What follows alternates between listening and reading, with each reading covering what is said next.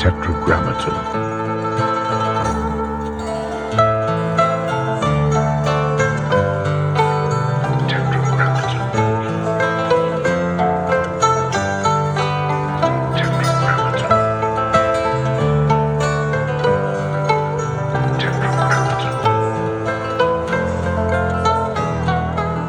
It's 2015. I'm sitting on the back of a refrigerated box truck at Coachella. I have food trucks and booths everywhere. I have like 30 employees, RVs. Like it's a massive undertaking to serve food at Coachella. And I'm breastfeeding my 1-year-old at the back of a refrigerated box truck with the door slightly open so the cold air is coming up my back and cooling me off while I breastfeed my child out of the hubbub for a moment. And my phone just starts going crazy.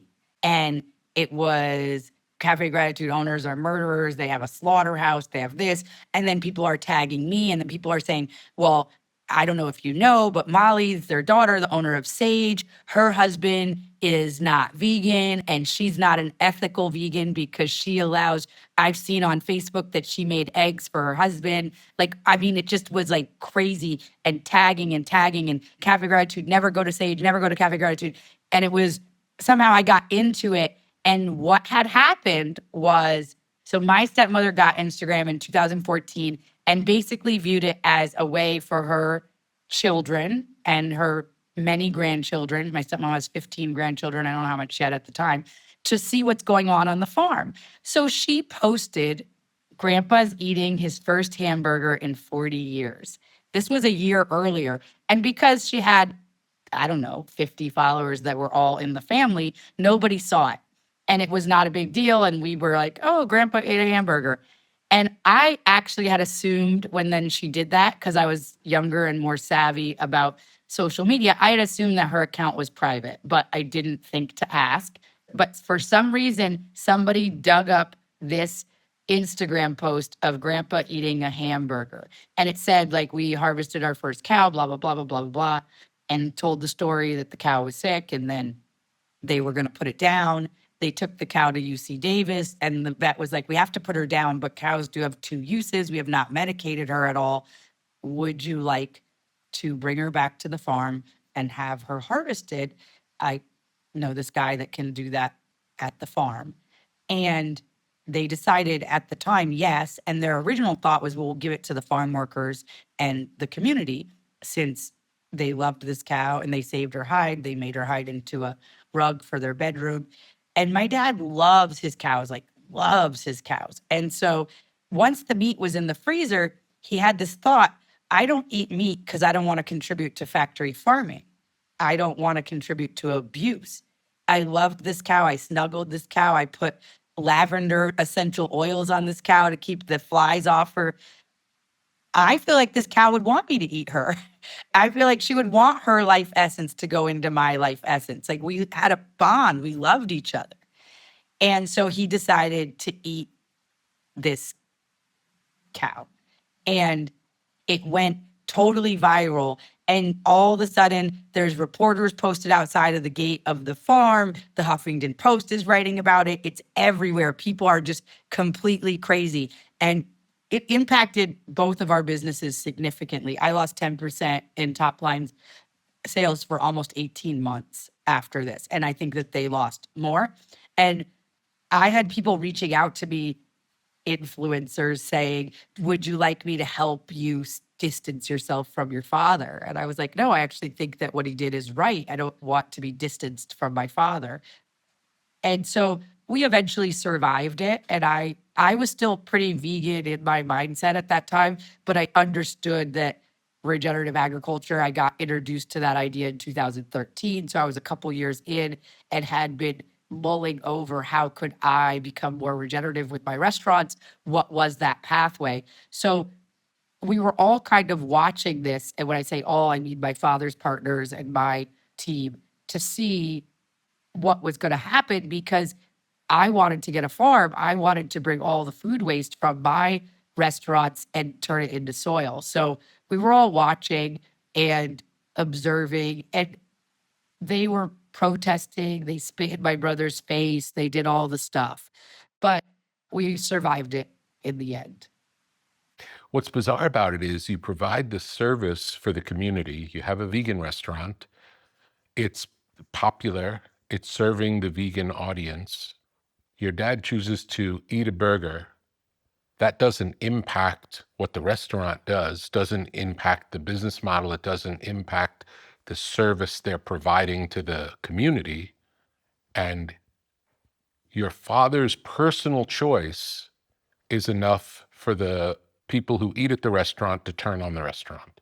Yes. And that is indicative of a world that we live in where you have to agree with everything someone does, or you have to disagree with everything someone does. And I talk about this a lot, how we have to love people we don't agree with, and we have to agree with people we don't love. And this became so apparent during COVID, where all of a sudden someone would be totally canceled. Everything they provide in the world was all of a sudden erased because they didn't want to get an experimental technology injected into them. And so vegans, I always say, were at the forefront of cancel culture. Like they loved to cancel somebody. You know, someone couldn't get pregnant, they add fish to their diet, and they're a traitor. Rah, rah, rah. And so I always had honey in my restaurants because I understood that bees are so important and beekeepers are so important. And if we don't support beekeepers, then there is going to be no vegan diet. And I would get people screaming at me in the restaurant, screaming at the top of their lungs.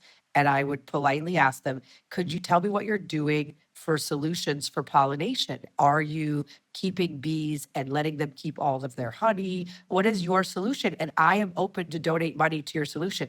As of right now, beekeepers are the custodians of the most important part of the ecosystem that makes almost all of the vegan diet exist. So for you to scream at me and say you're not going to eat here because I offer honey in my tea or in a beer flavor, I want you to realize this is not grounded in any kind of actually helping the vegans or the planet or anything. It's grounded in an ideology that has no logic. And people would at me.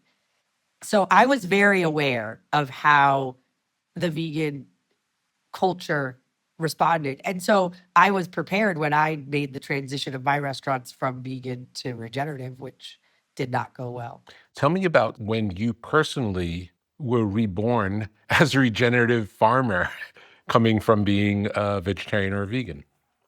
I lived in Granada Hills and I had this like a little more than a quarter of an acre, somewhere between a half acre and a quarter acre in this golf course community. And I had all these gardens, and the homeowners association was always fining me for having a fruit tree in your front yard that wasn't approved or whatever. And I loved gardening. I loved growing food. And I got some chickens at that time because, and I never ate eggs because I didn't eat eggs when I was growing up. So I was not part of my diet. But the chicken poop was so good for my garden. And so many people in the community eat eggs. So I had chickens. And my brother went to like a climate summit in, I want to say New Zealand. It might have been Australia, but I think it was New Zealand. There was a panel of scientists on the stage, and he was listening. He came out there for as like a cafe gratitude. They brought leaders from different businesses that they thought were climate friendly businesses. And he's sitting in the audience, and there's 3 or 4 scientists on the stage, and all of them but one say we're doomed. There's no possibility for a future for humanity on the planet. And there's this guy, Graham Sate, and Graham Sate paints this picture about carbon and how it's the building blocks of all of life, and it's constantly cycling, and we're the keystone species, and how we have the ability to cycle carbon. And it was presented in such a way that it just sparked a fire in my brother. And he comes home just completely over the moon excited about this concept, regenerative agriculture. This is in 2013. And he sends me Graham Sate's TED Talk, and I get completely inspired and realize that I've been doing all the things I think I should be doing, driving a hybrid and have a vegan restaurant and growing my own food in my yard, blah, blah, blah, blah, blah, blah, blah. But underneath, I have a little bit of this like we're doomed feeling. And I don't think that there's a pathway forward for humanity. But I'm like drinking my latte, oat milk latte, and my reusable cup and bringing my things to the bags to the store. But really, kind of, if I want to be honest, in a virtue signaling kind of way, not in a way that I felt deeply that it was going to make a difference. And when I heard Graham Saint talk, I understood for the first time, no, I actually do think that we can make a difference. I actually think there is hope. And if there's hope, then I'm like, let's get on it. Let's do it. And so I decide I need to bring all of the food scraps from my restaurants to a farm and make soil, make humus, make organic soil, organic matter. Now, this is easier said than done because farmland in California is crazy expensive. And I had just gotten married in 2013 to my husband, who was undocumented at the time. I did not know that there was like no way to get a bank loan if your husband is undocumented. And every bank would say, yeah, we have programs for that. And then we would get to the end and they'd say, oh, no, we can't, we can't. And so it took years for me to find a farm, and I got someone to do owner finance, and I get on the land and I'm going to have a vegan farm. I'm so excited. I'm going to have this vegan farm. I'm going to regenerate the soil. I'm going to keep my vegan integrity intact, and I'm going to have animals, but they're not going to die. And my husband was generous in letting me believe that that was a realistic idea. So we start the farm, and I'm getting all the waste from the restaurants, but it's not really breaking down into great compost. And so I talked to my dad. He's like, you need a cow. A cow's going to set off that compost. So my dad gives me Una, the cow, and Una shows up. She's already bred. She has a baby. Shortly after she gets there, we're getting the poop. We're making the compost. This is awesome. And I'm breastfeeding my baby, my second child, and I'm feeling so good about myself. Like, look at me. She's more than a year and a half. I'm still breastfeeding. And my older child, my 3-year-old, comes down and asks for some milk. I go to the fridge and I see that we have some of Una's milk that my uncle's been milking off of her 2 quarters that hang too low for the calf. He's been milking it off by hand. And we have these quart jars and half-gallon jars of her milk in the refrigerator. And I grab a Tetra pack of oat milk from Costco to give to my son because I'm vegan.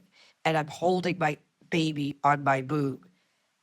And I was just having that whole self-grandizing about how my breast milk is God's perfect food. And I'm looking and I'm thinking, well, if my breast milk is God's perfect food, supporting her immune system in this environment that we live in and has all the perfection of God's creation, why is Una's milk filled with pus and disgusting and going to cause cancer? That doesn't make any sense. Why do I believe that? And so I have this realization in that moment that Una's milk is raw and it's having all the fighter immune system benefits that my milk is having, even from a dirtier version of the same environment. So I think I should give my son Una's milk. And he doesn't like it. It's not sweet enough because our oat milks and almond milks are all sweetened. So I put a tiny bit of maple syrup in it and I give it back to him and he drinks it. And that was the beginning of the crack in the armor. And then I had multiple other things that happened on the farm, from buying fertilizer and realizing organic fertilizer is just chicken poop coming out of the consolidated feedlot system, blood meal coming out of the slaughter consolidated feedlot system, the end result, the slaughterhouses, or bone meal, which is coming also out of that system. So all of what we call organic fertilizer is attached to so much death. So then I'm starting to wonder, is there vegan food? So first I'm starting to realize, like, well, I think that dairy, raw dairy for sure, has profound benefits for my family. And I'm questioning vegan food as an idea. And we plant 1,000 avocado trees at great expense to our family. And all of a sudden it goes over 110 degrees with crazy Santa Ana winds and the whole orchard dies. So at great expense to ourselves, we replant all of those trees and then the ground squirrels start taking them out. And I'm vegan and I'm scared, but I'm like, get rid of those squirrels. Like, somebody needs to do something. And then I'm seeing my husband trapping squirrels and I find a falconer who's going to take the squirrels. And I'm like, yes, nature, we're going to give the falcon the squirrels. It's going to be awesome. The first day I dropped like 20 squirrels off. And he's like, yeah, I have 3 falcons and they each eat 1 or 2 squirrels a week. And I was like, oh, okay. So we're back to drowning squirrels or shooting squirrels with a 22 or a small BB gun. There's no getting around it if we want the avocado trees. So then I'm thinking avocado toast is not vegan because every avocado farmer had to protect his trees. And then we're trying to keep the bunnies away. And so you start to realize that there's death in every bite of food, whether you see it on the plate or not. And that was really around 2018, 2019 that I had that full awakening. That was the beginning of the end of me being indoctrinated in the vegan conversation, which then that cracked the armor for so many other indoctrinations that I had been fed over the years. Have you eaten red meat since your long vegetarian time? I still have not. I'm interested about it, but it doesn't really register as food to me yet. My husband is pressuring. He's Mexican. He eats everything that you can imagine, from the guts to the head to the cheeks to the ears to everything. I do consume bone broth. I do consume raw dairy. I do eat eggs in things. I still haven't like gotten into just eggs, like scrambled eggs. I want to, but again, I was raised just eating a totally different diet. And I also want to say, I'm not one of those people that think there's no way to be healthy without animal products. But after having 4 children from 37 to 45, I was definitely drained to some degree. My hair was breaking. I had given a lot. I've been breastfeeding for 10 years consecutive as of today, still breastfeeding. So I feel like adding the dairy and the bone broth has really helped the vitality of my body. But obviously, I'm not saying you can't be healthy without meat, because I was largely healthy and had children late in life. And so, but that could also have nothing to do with my diet and have everything to do with that I've never been vaccinated. I've not been medicated much in my whole life. So it could be that. But I think that eating whole foods in their whole form is a benefit to the body. I think a diverse diet is better than only eating one thing. But I've seen people cure cancer with a raw vegan diet, and I have seen people cure cancer with a paleo or a carnivore only diet. So I'm not of the mindset that I have the truth. I think the truth is that there's a design, that there's a perfection, there's God's design or spirit or divine intelligence, if you're uncomfortable with that word.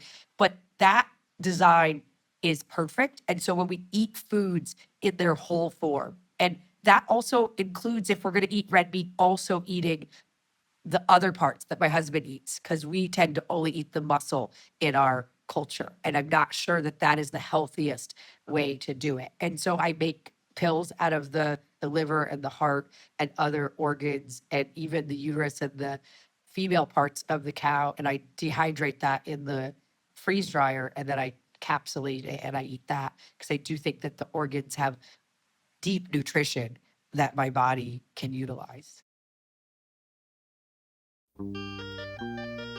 In a world of artificial highs and harsh stimulants, there is something different, something clean, something precise. Athletic nicotine. Not the primitive products found behind convenience store counters. Not the aggressive buzz that leaves you jittery, but a careful calibration of clean energy and focused clarity. Athletic nicotine. The lowest dose tobacco-free nicotine available. Made entirely in the USA. No artificial sweetener, just pure, purposeful elevation. Athletic nicotine is a performance nootropic. Athletic nicotine is a tool for shifting mindsets.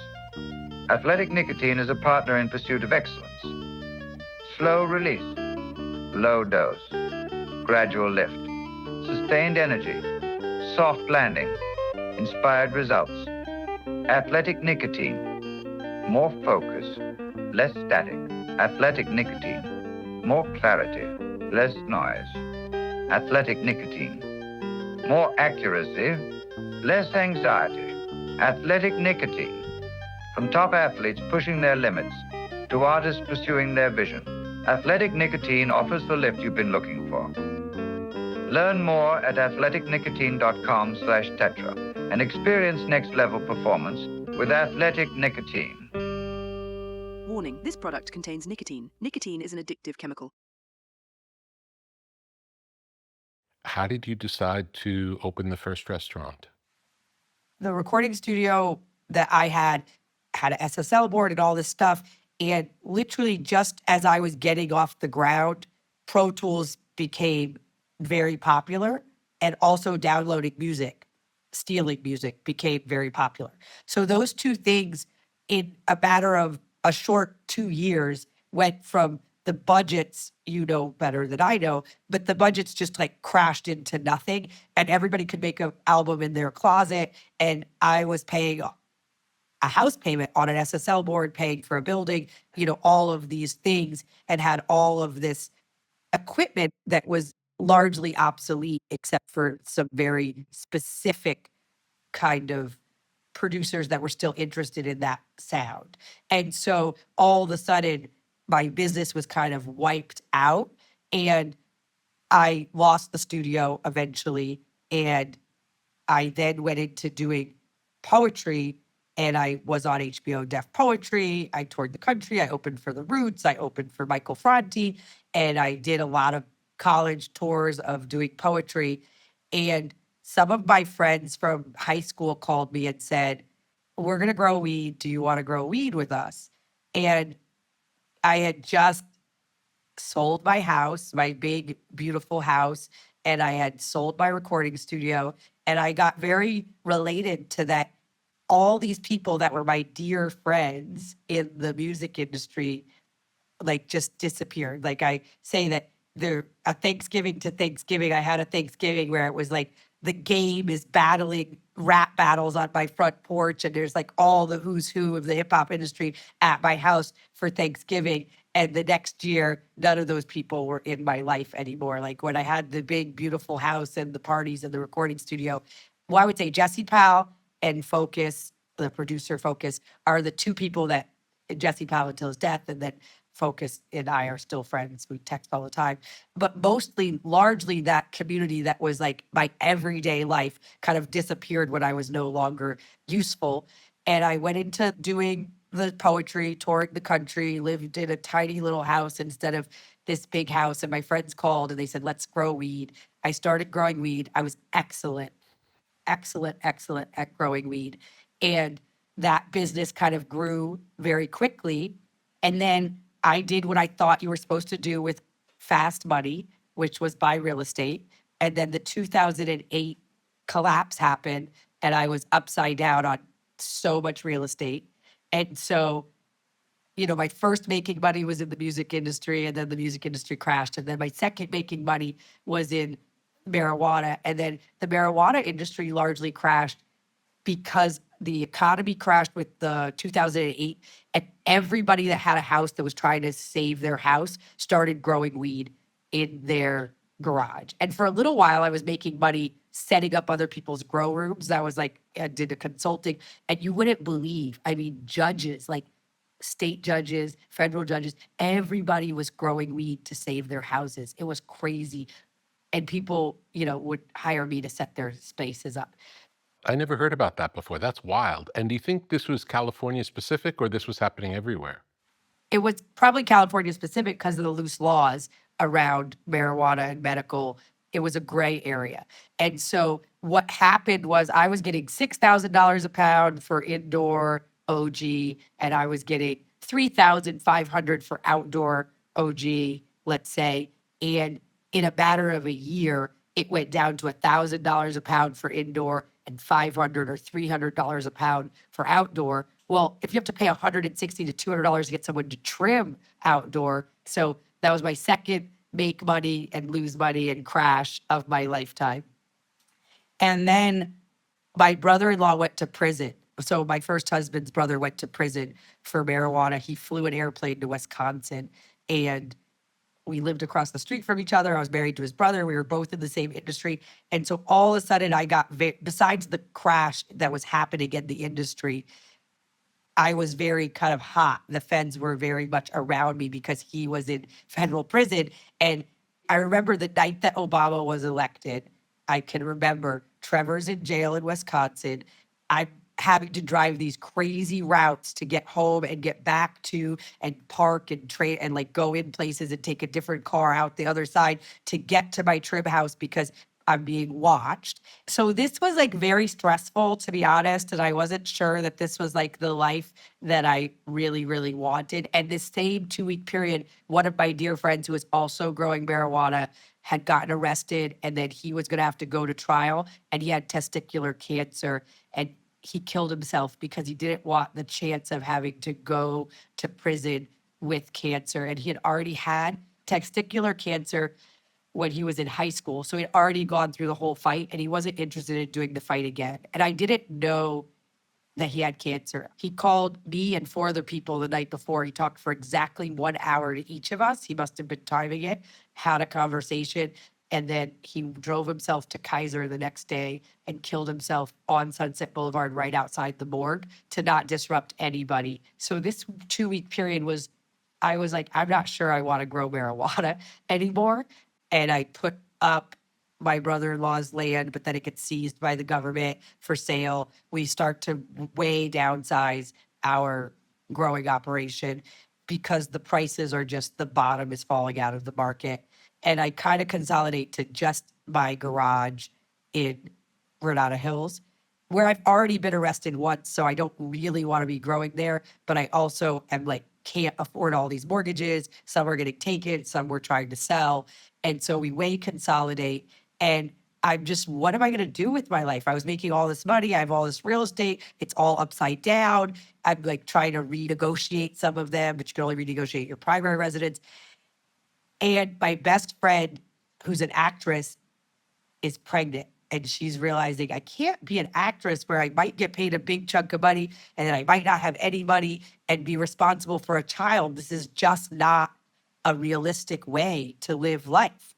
And so she moves in with me and my current husband, and we try to decide, what can we do with our life? She's having a baby. I don't want to grow pot. And this is when we grow this whole huge garden where it was actually in some ways this really beautiful time where I had a lot of free time and there was still money to pay for stuff. But we decided during that time, my dad was doing a raw food challenge with Woody Harrelson, and they were seeing how long they could only eat raw food.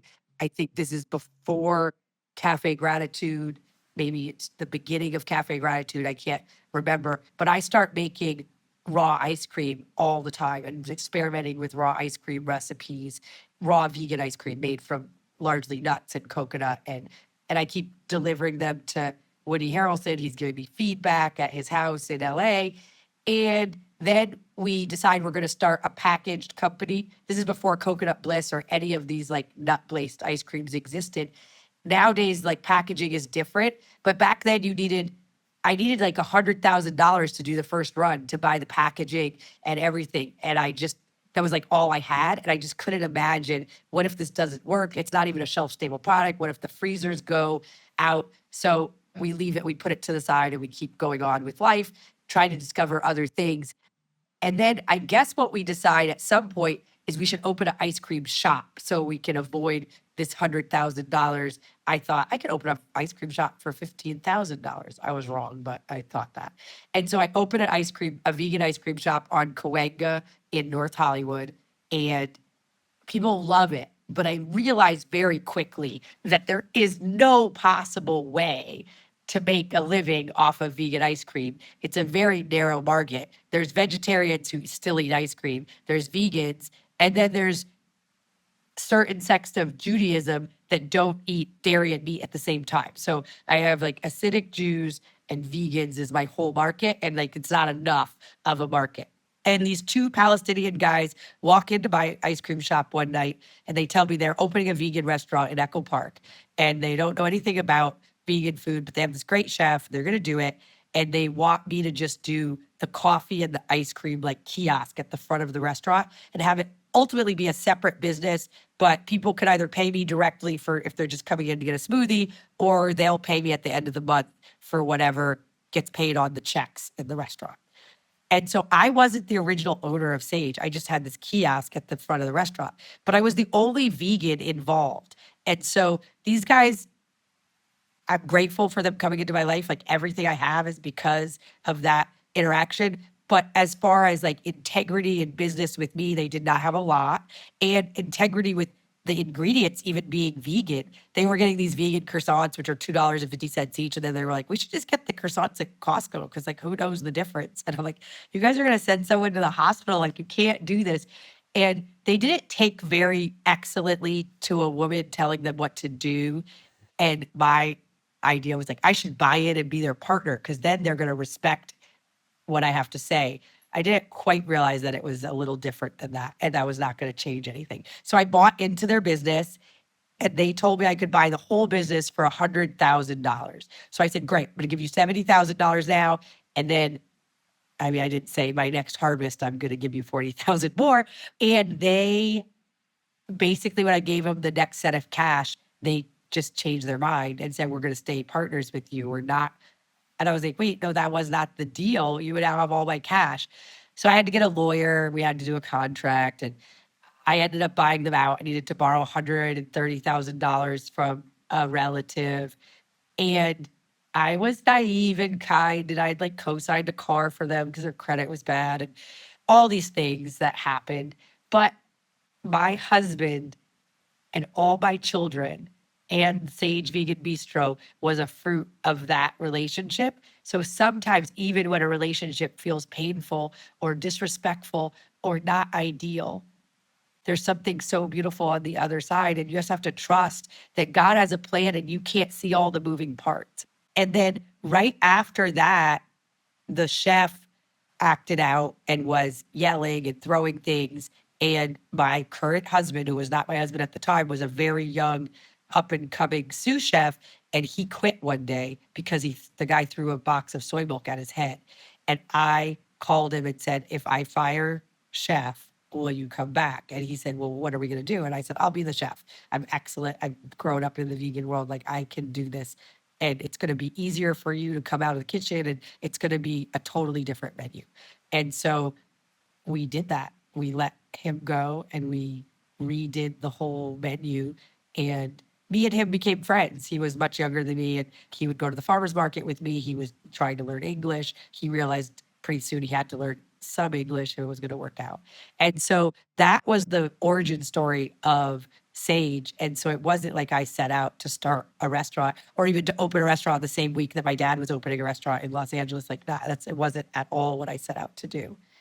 And then over time, how did Sage build? What happened with that first Sage? So when I was first still partners with Robert and Tony, they got invited to open a juice bar in this plaza in Culver City. And I went to the meeting with them, and they were like, oh, we don't want to do that. And I was like, we should definitely do this. And they were like, well, we don't want to do it. I said, well, let's do it with Sage. And they said, no, no, no, no. This was when we were in the partnership phase. And they said no. And I said, yes. And so I kept pushing for that, which was part of the divide between us. And so I was super naive. I signed a terrible lease agreement and everything. But again, Culver City was my crown jewel, my most successful restaurant. It crushed it for 10 full years. It was an awesome endeavor. And I was right that it was a good idea to do it. And so I opened Sage and I bought out them, and I had no money, and I just signed the lease agreement. It was like, I'm going to raise the money. I'd never raised money before, but I called everybody I knew. I enrolled them in what I was building, this vegan beer garden. Like, vegan restaurants have largely been small hole in the walls. This is going to be a big, beautiful patio and 24 taps of local beer. And I got Woody Harrelson, Jason Mraz to invest. And then once I got them, people, it's funny, people are like, oh, they did it, I'll do it. And so I raised all the money, and I'd never built a restaurant. It was just a box. I just got an empty box in a brand new plaza, and I built the whole restaurant. So a lot of learning. And then I went from, after I opened Culver City, I ended up marrying my husband, and then we opened Pasadena, and then eventually Agora Hills. So that is kind of the history of how Sage unfolded. And it was this awesome phenomenon for a lot of years in LA, and I'm so grateful for all of the support and how it all unfolded. So much of today's life happens on the web. Squarespace is your home base for building your dream presence in an online world. Designing a website is easy, using one of Squarespace's best-in-class templates. With the built-in style kit, you can change fonts, imagery, margins, and menus, so your design will be perfectly tailored to your needs. Discover unbreakable creativity with Fluid Engine, a highly intuitive drag-and-drop editor. No coding or technical experience is required. Understand your site's performance with in-depth website analytics tools. Squarespace has everything you need to succeed online. Create a blog, monetize a newsletter, make a marketing portfolio, launch an online store. The Squarespace app helps you run your business from anywhere. Track inventory and connect with customers while you're on the go. Whether you're just starting out or already managing a successful brand, Squarespace makes it easy to create and customize a beautiful website. Visit squarespace.com/Tetra and get started today. Tell me the story of Cafe Gratitude.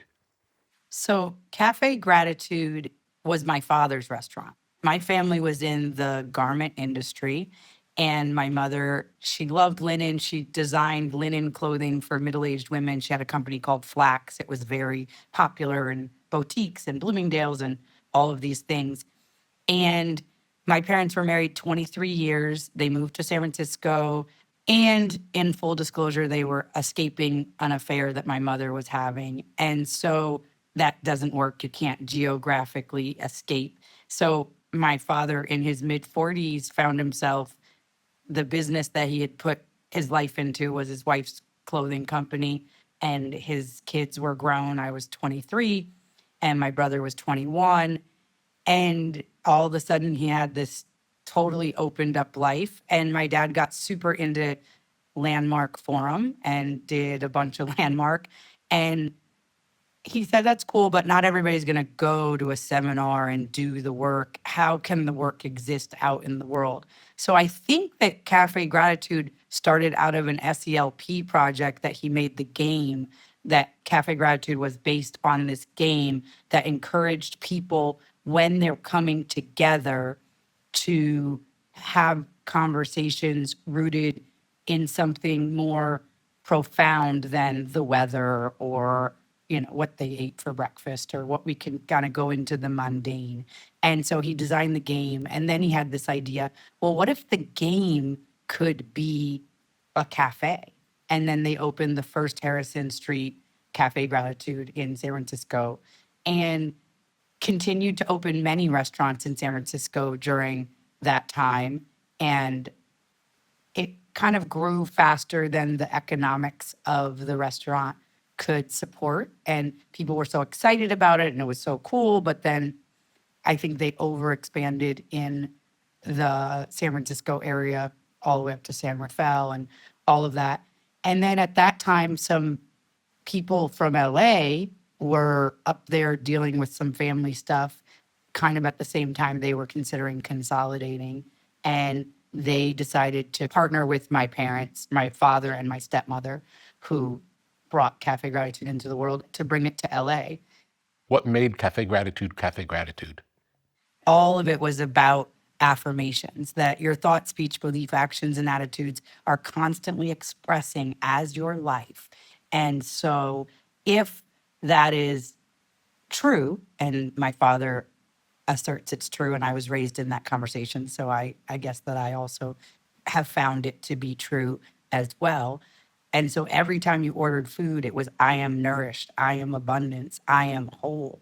And the idea would be that people that wouldn't necessarily go and do affirmations in the mirror or have that kind of spiritual work be part of their life would have the opportunity to just have a small piece of it in their everyday of having a lunch. And then there was other things. They had the gratitude bowl, which you could pay whatever you wanted. So let's say you felt very abundant, you could pay $100 for it, and a guy that was homeless could come in and pay 50 cents for it.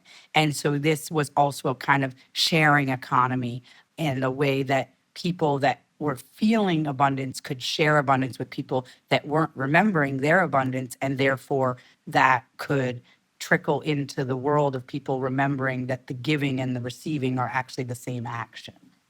What was the dietary style of the restaurant? It was raw vegan at first. It was very strict raw vegan, and then they added cooked foods at some point to the menu. But it always was vegan, and it still is vegan. I think they've closed a lot of them, but there's still several in Los Angeles. And there's also Gracias Madre, which is also my father's creation, kind of an honoring of the Latino community that farmed on his farm and lived in the Mission area where the first Cafe Gratitude was.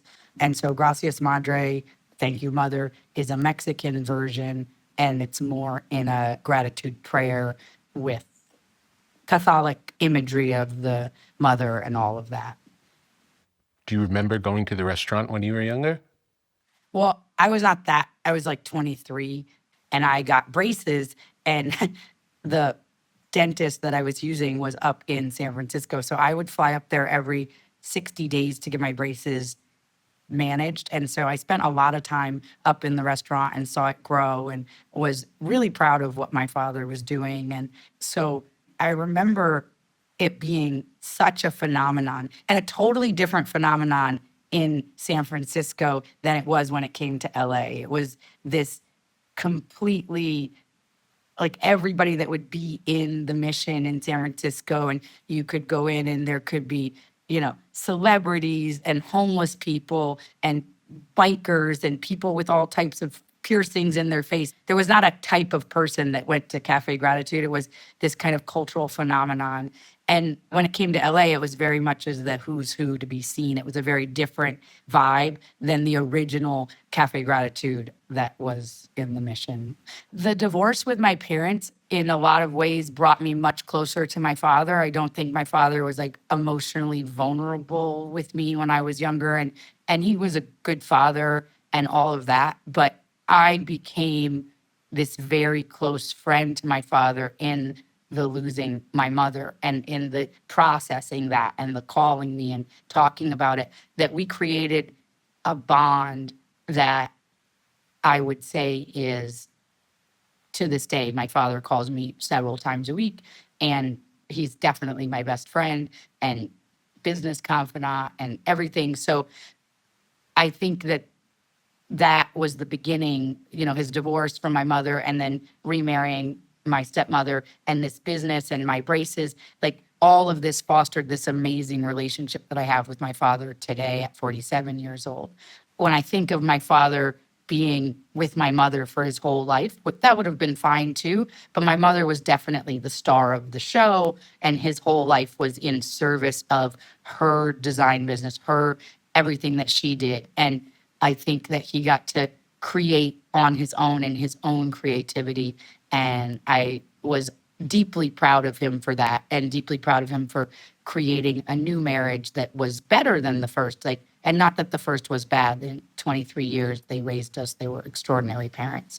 So I do remember it, and with a lot of pride for his rebirth after, because some people could have just been like, I'm 47 years old, I'm divorced, and I gave my whole life to my ex-wife's business, and I got this several $1 million in the divorce settlement, and I'm just going to be done.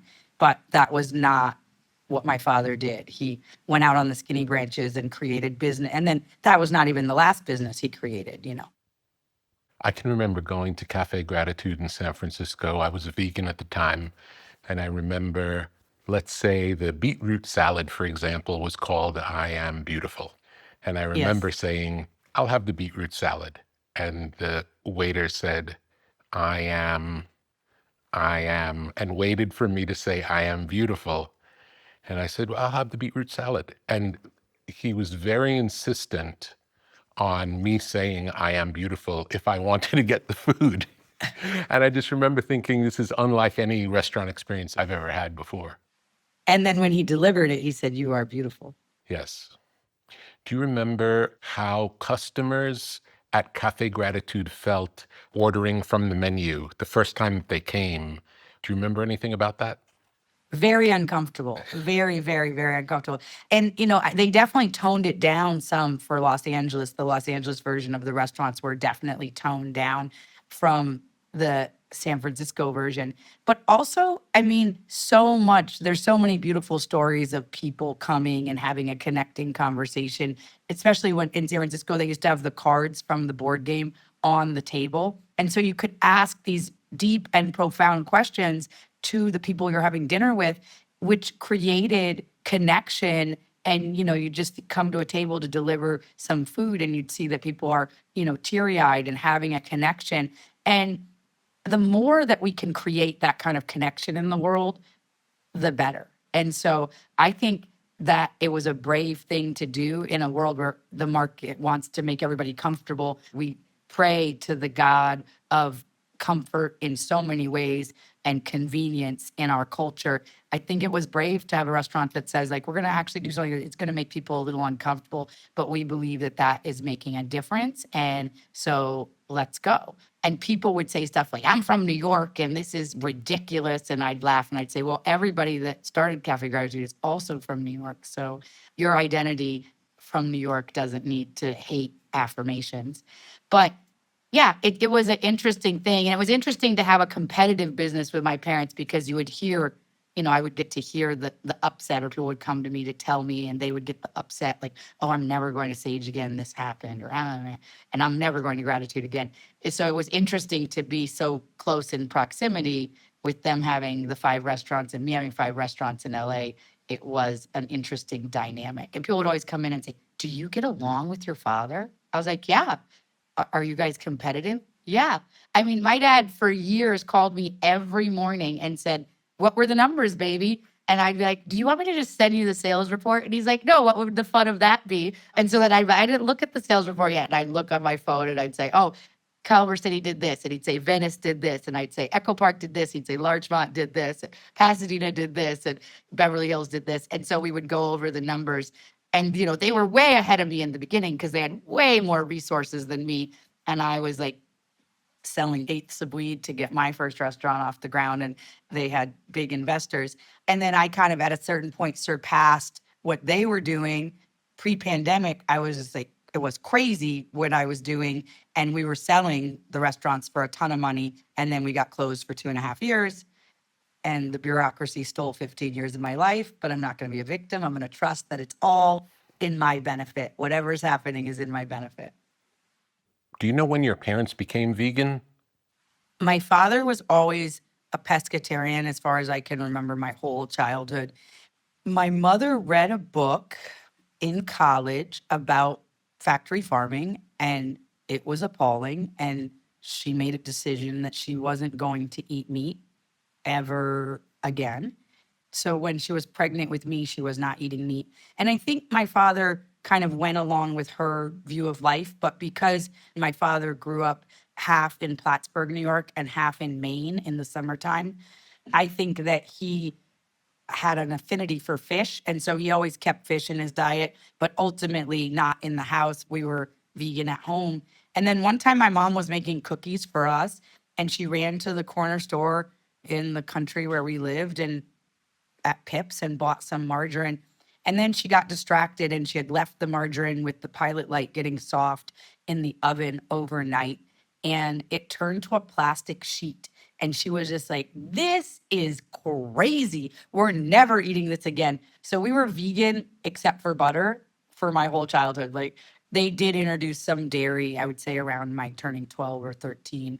But I was vegetarian my whole life. And my mother is still vegetarian to this day. Growing up in New York, having parents who were essentially vegetarian, was that a strange upbringing for the culture that you were in? So I grew up in Ithaca, New York. So it's super hippie, liberal. So it was strange, but not so strange. My mom is an identical twin, and my mom and my dad married brothers. So I had 4 parents. When your mom is a twin, you have 2 moms. And so my mom's twin sister worked at the natural food co-op. So I guess I didn't feel like it was that weird because the community that was around us, it was pretty accepted. I went to Waldorf school. There was always a vegetarian option for the lunch stuff at Waldorf school. What was the weirdest was the no sugar. And to be truthful, I haven't been able to raise my kids with no sugar because I didn't like going to birthday parties and having to bring like some weird carob cake thing that, and everybody else is eating McDonald's cake or whatever. And so I'd say that the weirder thing was the no sugar than the no meat, to be honest.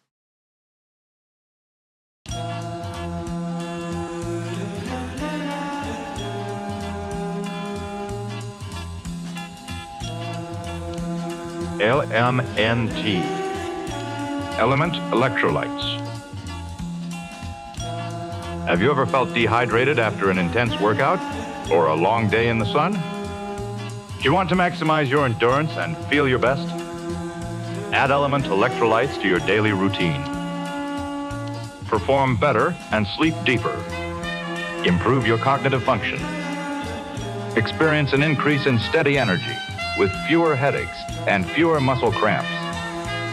Element electrolytes. Drink it in the sauna.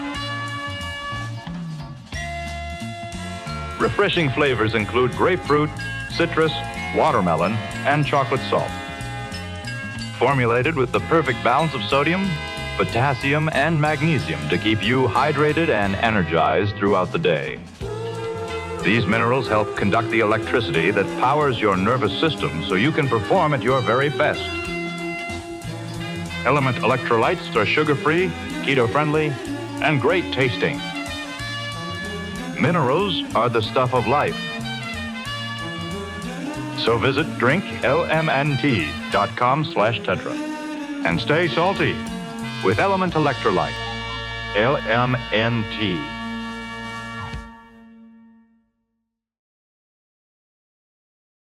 What was the motivation for your move to Texas? So I bought this place in the beginning of 22, and in full disclosure, I believed life would go back to normal. The restaurants would start making money again, and I should buy a place in Texas, and Texas is open. So I should open some restaurants in Texas. And so I thought, I'm going to find some place close to between Austin and San Antonio and open restaurants. And veganism is still at its infancy in Texas. It's still a new thing. It still has legs. And it's truthfully, veganism is dying in LA, and people are going to keto and all these other things. And I personally inside was not vegan anymore. I was not that inspired about it. But I thought I might as well expand the empire so that I can sell it for more when life goes back to normal and we're doing $7 to $9 million a store. I obviously did not know that life would never go back to normal, that LA would never be the same, that we retrained humanity to eat at home. We retrained humanity to date on the internet, date by swiping left, swiping right. And by not letting people go out to eat for 2.5 years, it made it totally acceptable to Netflix and chill. And so a huge percentage of dating people stopped going out to eat in the traditional way. And then many family members didn't go back to work. So we used to have early family dinner and then late date dinner. Well, both early family dinner and late date dinner and lunch, business lunch, were all gutted, even when the pandemic was over, because the culture had changed. And so because of that, it never went back to normal. And the restaurant industry is not the same. It's not the same at Gracias Madre. It's not the same at Cafe Gratitude. It's not the same at my restaurant. My brother, Carrie, started a restaurant called Highly Likely, and he's found a niche of like artists and people that don't really conform to these kind of things. And that's been his audience, and he's largely done well. But of all of our family restaurants, from Gratitude, Sage, Gracias Madre, and Highly Likely, which are the family of restaurants that my siblings and parents owned, Highly Likely is the only one that has expanded in this time and the only one that is having quarter over quarter growth. And it's, to a very young audience. Is that a vegan restaurant as well? It's not. But lots of non-vegan restaurants are also struggling. I talk to people that have restaurants for 30 years that are burning through their retirement right now and don't know what to do and can't pull the plug because they've had these employees for all this time. And it's really a sad situation in the restaurant industry in Los Angeles. And so ultimately, I bought this place thinking that I would open restaurants in Austin and San Antonio. And then I just started to see how bad the sales were and how much we were bleeding during the pandemic. And I thought, well, I can't use any money to do that. I have stores that were making cash flowing so much money, losing $1 billion+ a year. I have 350 employees. I'm firing people, laying people off. So I end up having this farm that I bought in order to service the restaurants I was going to open because the farm had to come first in this model of farm to table. So I own this farm in Texas and I own this farm in California. And this county comes out to my property in California because I let this homeless family stay in an RV on my property during COVID and remote school, and they didn't have internet. Their kids, there's 6 kids living in an RV. I get the wife a job, I get the husband a job, and I let them live on my property. And a neighbor reports me for letting someone live on an RV in my property, which then opens up this whole can of worms. And they come onto my property and they say, they want everything brought up to code. Like this farm started in 1884. And so millions of dollars, they just, a stroke of a bureaucrat's pen. And the farm is actually doing great. It's starting to grow during the pandemic. And I thought, like, this is awesome. People are really interested in farm to table. But once you could go back in Whole Foods and you didn't have to wear a mask and everything, you would be amazed how quick people didn't care about farm to table at all. I was doing 500 boxes during the pandemic of delivering direct to people's houses. So, you know, I actually bought more land during the pandemic. I thought farming is good. People are reinvigorated about this idea of regenerative farming and all of this.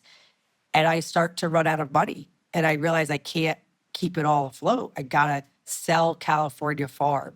And I have to sell California Farm because I don't feel like there's possibility to make money here. And so I make the hard decision that I have to sell my farms. I start selling, I sell one farm and then another. And my farm, which has all the violations, I'm like, dear Lord, please send me a buyer that's gonna pay cash and they're going to keep my employees and they're going to keep it all in regenerative agriculture. I forgot to ask it not to be a huge pharmaceutical heir, but somebody bought my farm. They kept my employees to this day. They still have my employees. They kept it regenerative. And yes, they are an heir to a huge pharmaceutical company that made vaccines during the pandemic. So it's a weird turn of events. And I decided to move to Texas, to this land, because I thought there was more possibility with less regulations. And I needed a big chunk of money. I had no money. The restaurants were losing money. I didn't know what to do. And I just prayed on my knees, God, please, I'm sorry to ask, but I need you to drop a pile of money on me. And I was crying. I'm looking at my kids. I'm looking at them in the bed. I know there's equity in my farm. I know I have this place in Texas. I just don't know how to get there. And in the middle of the night, my phone, bing, and it's Kanye West. And I had asked him if he wanted to invest in this project that we're doing here, because we were raising money. We're still raising money to finish this hospitality project here. But he wrote, I'm not investing in anything that's not me right now. And I said, okay, I understand that. I respect that. And then he wrote, so just send me an invoice for consulting. And I was like, for consulting what? He's like, I'm going to get a farm and you could consult, or you could consult on my Wyoming ranch. And I said, for how much? And he said, the higher amount. And so I went back to see what my text said. And my text said, the minimum investment is $25,000. The maximum is $300,000 because liquor license. I don't want anybody to own more than 10% because it gets complicated when you need to renew stuff with the liquor license. So I wrote 300,000. He said, yeah. And he gave me the guy's information to submit the invoice. And I submitted the invoice. And honestly, I was still not 100% positive that he was going to send me this money. I have a relationship with him that was not, I mean, it's long. We met when I did HBO Deaf Poetry. We filmed the same day, but it's not close. And we had just seen each other recently when I had sent that text message, but we hadn't seen each other or talked in 10 or 15 years before that. Like, so I didn't know for sure, but I thought, the Lord works in mysterious ways. And so 2 weeks go by and I hadn't received any money. And I was like, well, I guess it's not going to happen. And my friend said, well, why don't you just text the guy that you sent the invoice to or email him and say, hey, I've never done business with Kanye. How long does it take for his check runs to go through? And so I did that. And the guy called me right back and said, I'm so sorry we missed your invoice. I'm going to wire it to you on Friday. I have other wires that are going out on Friday. And I sent Kanye a couple of ideas and plans, and I never heard back from him, and his phone number changed, and I've never heard from him again. I don't think it's personal, but he's busy and doing his life. And so he gave me this most beautiful gift of giving me the ability to move all that equipment, all my animals, my cows, my pigs, my horses, my greenhouses, my tractors, and pick up that farm in California and drop it here in Texas. And I'm forever grateful for that, and forever grateful to Divine Intelligence and to Kanye for participating in that way. Have you always been a person of faith? I've always been a spiritual person. My parents raised me in that your thoughts, speech, beliefs, actions, and attitudes are always the divine expressing, and you have to be mindful of that. And I feel like the closer I get to nature, the closer I feel to God. And the more I realize that our ego and our desire for domination has us missing the most precious parts of life.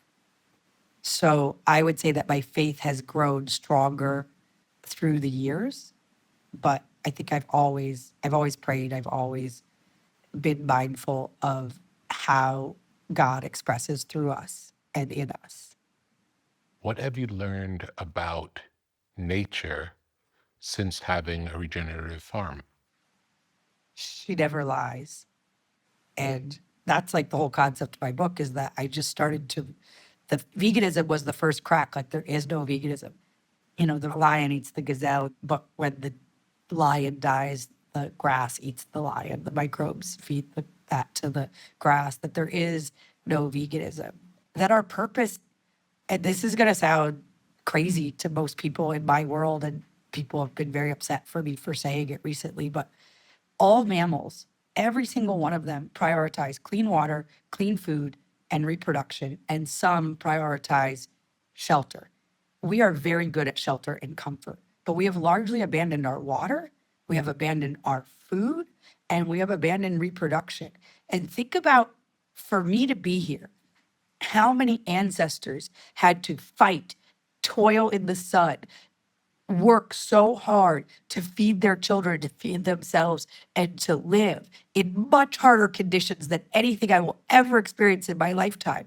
And that I almost didn't pass that gift on because I was so busy being busy, so concerned about how can I make sure that I am successful, that I get written about, that there's a picture of me in a chef's coat with my arms crossed on whatever magazine, that I almost missed the opportunity to be a mother. And I'm just so grateful that I didn't miss that opportunity. And I would say that having children and the way that I ended up having children and the way God spoke to me and directed me in that has brought my faith to another level for sure. Do you think if it wasn't for COVID, none of this would have happened? I don't know about none of it. My coming to being pro-life happened in a mushroom journey far before COVID. When I was 30-ish, 30 something, I was still married to my first husband, I think.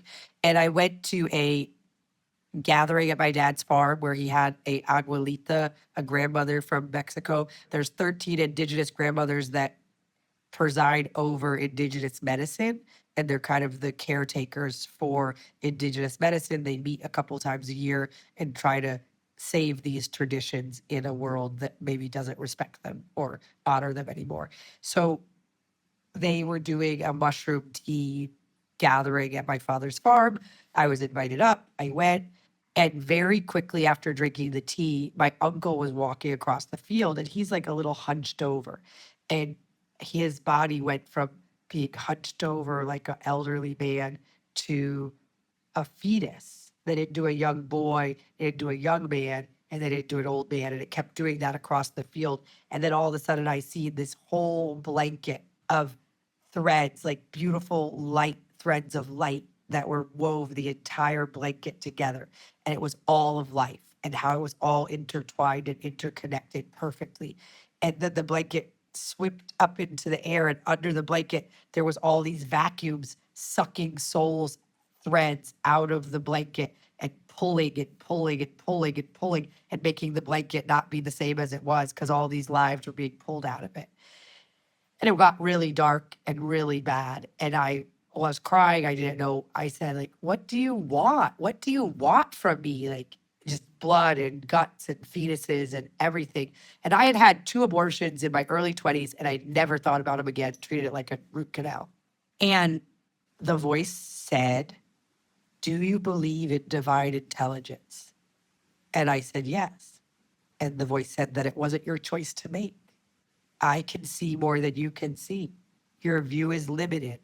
And then the voice said, the mother and the father and the child is the Holy Trinity, the foundation. You must keep that intact. And I was like, I'm not even in touch with this person I had the baby with. Like, I don't know what you want from me. And I got frustrated after a while because it was dark and it seemed like a long time that this was going on. I was like, I don't know what you want. And then it got all light and white and like arms of love of like a parent that knows that you've done something wrong, but like total forgiveness, total understanding, total value for seeing you. And the voice said, promise to never do it again and never use your words to encourage anybody to do it. And I literally in my head said, I can do that, but I'm not going to be pro-life. Like literally, like I'm not. I was so liberal, so liberal that I said that. And I didn't tell anybody about this vision or hallucination. And I went about my life and I opened more restaurants and divorced my husband and I put it out of my mind. And I didn't even tell anybody about it until my father had an experience on ayahuasca where he called me to tell me that the voice had told him to reverse his vasectomy and that what he had done was wrong with my mother, having abortions with my mother, and that he had to promise to never use his words. Same words came through the ayahuasca that came through the mushrooms. So I was the first person I told about it was when my dad told me that. I told him. And then years go by, I'm opening Culver City, I'm divorcing my ex-husband, and my ex-husband had a very hard time with his brother being in prison. His best friend died of a drug interaction, and he was drunk in the restaurant one night and end up spitting in my face. And I want to say he's a very good man. And it was a bad moment for him in his life. And I went to the kitchen crying. And a young cook that I was friends with brought me a margarita. I never drink. He said, drink this. The Huffington Post is outside waiting to interview me about what is it like to be business partners with Woody Harrelson and Jason Mraz and how's this new restaurant going? And I'm crying behind the pizza oven. And the cook goes and gets me another margarita and I drink it. I pull myself together and go do the interview. My husband's roommates come and get him and I make it through the night. And that cook then says, well, I'm going to come and drive you home because I've never seen you drink before. So I don't think that you should drink and drive. One thing leads to another. In a very vulnerable moment, I sleep with him. I then the next morning immediately regret it, tell him I'm so sorry. I apologize. Please go back to your girlfriend at the host stand and never think of me again. And 2 weeks later, I'm pregnant. And I know what I need to do. I literally know that I need to marry this person who doesn't speak English, who's undocumented, who's 13 years younger than me, who has nothing in common with me. Nothing. And I promise God, mother, father, child, Holy Trinity, keep it intact. And it's so hard because I have investors and there's like employees and all this stuff and I feel shame and embarrassment. And I don't even know what to do, but I go to the restaurant, I tell him, and it's interesting is that his father was one of 27 children that was spawned like up and down the coast of Huatulco, Oaxaca, like that. And so his father always said to him, you can never leave your child. If you get someone pregnant, you can never leave them. So God working in my favor years and years before this was ever a thing, he had been indoctrinated every meal, every family meeting, every interaction, you never leave your child. So he agreed that we needed to get married. And we got married 2 weeks later on Thanksgiving Day. And our vows were something like, this may seem crazy to you guys, but we think it's what's best for our family. And we ask that the community doesn't diminish this and supports it. And if either one of us comes to you saying it's a hard time, please support us. And we had the community say, I do. And then we said, we commit to be the best parents that we could be and get to know each other and build this family the best we can. Like, I don't know, what are you going to say about this kind of marriage? And we got married and it was super awkward. And he got drunk with like all the cooks on one side of the yard. And I was sitting on the other side of the yard with my dad and my stepmom on a bench thinking, what have I done? What is going on here? And awkward December, awkward Christmas. You know, this is before like Instagram and Twitter where you could just like go into your own world and scroll. So we're trying to find things that we can watch on TV together. We're watching animal shows because basically you can follow along with the animal shows. And then we lose the baby in January. So I got pregnant in October, married in November, Christmas, and we lose the baby. And I think, Lord, I have been completely obedient. I don't understand. This level of radical faith and obedience should be rewarded in my small human mind. And most of my friends are basically telling me, like, celebrating, like, you can get out of this, Molly. It's less than 6 months. You can just get it annulled. It doesn't exist. Just be done. And we go to this Indian family, huge Indian family, comes to Sage in Culver City. They rent out the whole restaurant for the evening. And they do this big vegetarian buffet. And they ask the cooks and the chefs to come out and to be acknowledged. And out of politeness, I'm standing at the front where the couple that's doing their 50th wedding anniversary, that are the matriarch and patriarch of the 100 and something people in the room. I say politely, tell me the secret to 50 years of marriage. And she said, well, we were an arranged marriage. So we've always been building for tomorrow. We're always putting our family, our community, and our business at the center of our marriage. And we've built our love inside of that. Okay, God. So we decided that that baby arranged our marriage, and this is what we were meant to do. We stayed married. And 13 years later, we still are married. We have 4 children, this exquisite life. And during COVID, a young man, high school student, showed up at my farm, Osmar, that was an unaccompanied minor that came to reunite with his family during the Trump administration. He borrowed money and he took an Uber to my farm to volunteer during COVID. And he had seen me on YouTube and he felt like he belonged with our family. He felt like he belonged, that there was some connection between me and him. And we ended up taking custody of him and he lived with us pretty much almost immediately. And I believe that that's the soul that I aborted was brought back to me 20 years later as a gift for my obedience. That's wild. Incredible story. But I suspect that if I had sold my businesses and got a huge chunk of money and been able to just do what we wanted to do, there's a part of what my husband brings to the marriage and what masculinity brings to the marriage that I never would have fully appreciated. And I would have felt like it was something that I did that made us our money, and that I would have not thought it out loud. It would have been on the underneath, and it would have impacted our ability to be in balance.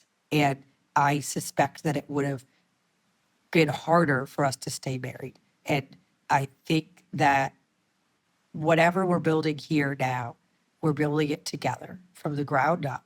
And we are equal partners. And it wasn't like he came into something that I had already built.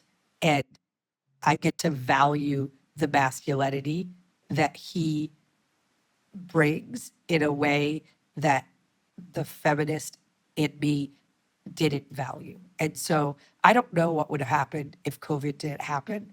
I can't say, but I try to believe and understand that there is something that's of value for my children, for my husband, for my marriage that came out of not getting that windfall. And I've lost everything before, the music industry, the pot industry, and I've always built it back bigger and better. And so I have faith that what I'm doing here on the ranch, people are interested about it. People want to come to natural spaces, want to eat regenerative food, want to stay in a space that is on organic cotton sheets with no Wi-Fi and experience hearing the crickets at nighttime. I believe that people want that. And I believe that I'm bringing value to the community, even if it's not monetized exactly how I wanted it to yet. Tell me what it feels like to eat food that you've grown yourself versus something that you buy in a store. It's like so much pride. And also, and this is crazy because why is this? But way less willingness to waste it. And I don't know why this is, but now I'm very much less willing to waste store-bought food.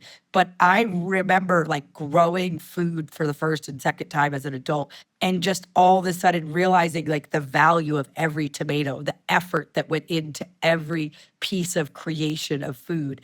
And so there's just no other level of pride. And there's a spark of recognition of participating in this world in the way we were meant to do it that feels right. And I feel the same way when I look out on cows on pasture or sheep on pasture. There's something, there's that crunching sound of the grass and them eating and sitting, laying in the sun and chewing their cud. There's a joy in my body that says like that is what's meant to be happening. And that joy and pride, and I just feel it in all of me. And it's the same for a tomato or a butternut squash or a zucchini. And I'm so motivated to, okay, I'm going to make zucchini croquettes. I'm going to make zucchini bread. I'm going to, like, we have all this zucchini. How can I use it? I have pumpkin hot sauce that we're almost out of the pumpkin hot sauce from last year. And people are like, are you making pumpkin hot sauce again this year? Yes, we have tons of pumpkins. I'll be happy to make pumpkin hot sauce. I'm just inspired as a chef to do more than just throw the pumpkin after Halloween and we have a harvest festival and there's all these pumpkins that we grew. The old Mollie, before I grew the pumpkins, just let them rot or then throw them in the compost. And that's fine. There's no waste in the compost, but there's something beautiful about, we had this huge pumpkin last year and I made 12 cases of hot sauce and 17 quarts of pumpkin soup out of just this one.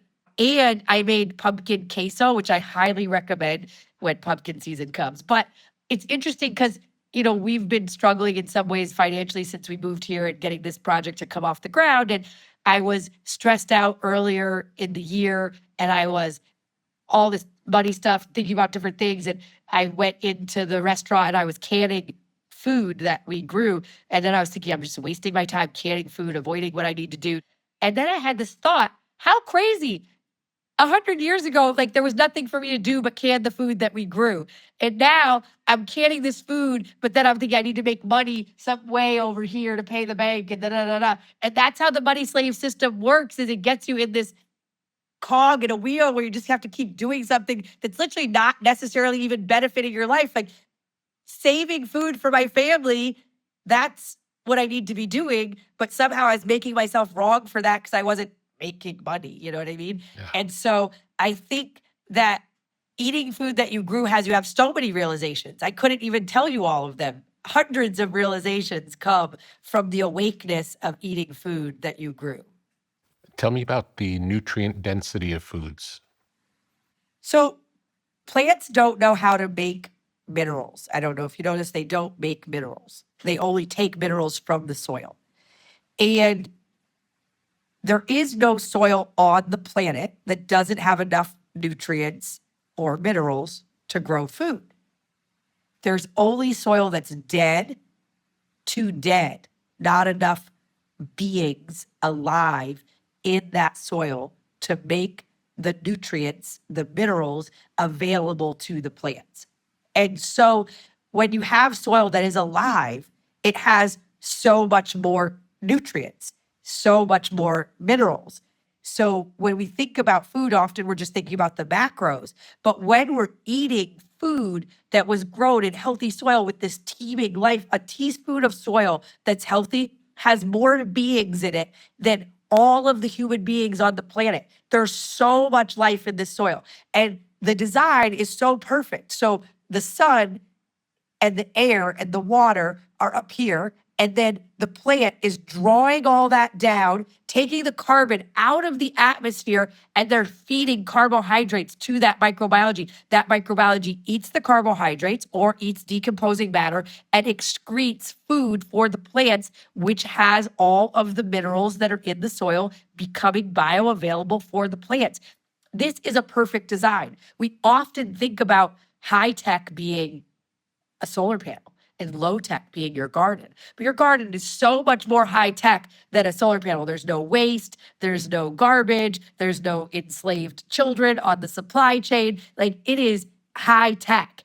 And what it is making is high tech, high nutrients, high God, high vibration food for you to eat. There's literally light inside the food. There's a guy, Eric Cutter, who grows vegetables. He made a film called Pharmacy of Light. And he's basically showing that the healthier the food, there's more light in the food. We're all made of sunlight.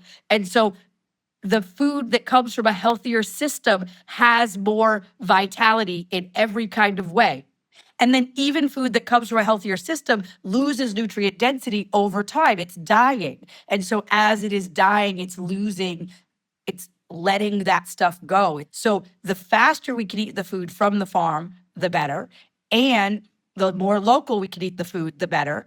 And then the healthier the soil, the more nutrient density. And there's citrus farmers right now showing multiple times more vitamin C in their citrus than there is in the citrus of their neighbor growing the exact same genetics across the street. It's all about the microbiology making the nutrients available to the plant. And we largely treat our soil like a hydroponic grow, where we're just putting nutrients on it and thinking that the plant can then just take up those nutrients. But that is missing the whole symbiosis of the soil and the microbiology and breaking down those minerals to go into the plants. And then we're all totally deficient of nutrients. And so then we eat too much because our body is still craving something it's not getting. Tell me about the difference between living in California and living in Texas. People are not as interested in healthy food here, would be my first thing that I noticed. And that I actually just didn't think grown-ups drank soda. I lived in LA. Maybe occasionally have a Mexican Coke or whatever, but I didn't see a lot of grown-ups drinking soda all the time. So I was surprised at like the grown-up consumption of big gulps and like 44-ounce sodas. But I've also been moved by people's faith. I owned restaurants in LA for 15 years. Maybe one person ever asked me to pray with them. I would say most days my restaurant is open, someone is asking to pray with me, telling me they're praying for me, telling me that God told them that this is a food ministry, that this is bigger. Hold on. They got a download from God. He wants me to hold on. I'm in the right place. You keep doing what you're doing. I heard that. People coming up to me and just grabbing my hands and saying, pray with me.